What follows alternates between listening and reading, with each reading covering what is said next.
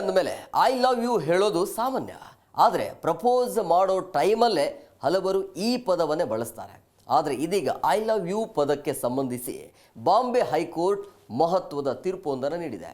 ಬಾಂಬೆ ಹೈಕೋರ್ಟ್ನ ನಾಗಪುರದ ಪೀಠವು ಇತ್ತೀಚೆಗೆ ಮಹತ್ವದ ತೀರ್ಪು ನೀಡಿದ್ದು, ಕೇವಲ ಐ ಲವ್ ಯು ಅಂತ ಹೇಳೋದು ಲೈಂಗಿಕ ಉದ್ದೇಶವಿಲ್ಲದಿದ್ದರೆ ಪೋಕ್ಸೋ ಕಾಯ್ದೆಯಡಿ ಲೈಂಗಿಕ ಕಿರುಕುಳ ಅಂತ ಪರಿಗಣಿಸಲಾಗದು ಅಂತ ಸ್ಪಷ್ಟಪಡಿಸಿದೆ. ಈ ತೀರ್ಪಿನ ಮೂಲಕ ಕಾಯ್ದೆಯಡಿ ದೋಷಿ ಎಂದು ಘೋಷಿತನಾಗಿದ್ದ ಒಬ್ಬ ವ್ಯಕ್ತಿಯನ್ನು ಖುಲಾಸೆಗೊಳಿಸಲಾಗಿದೆ.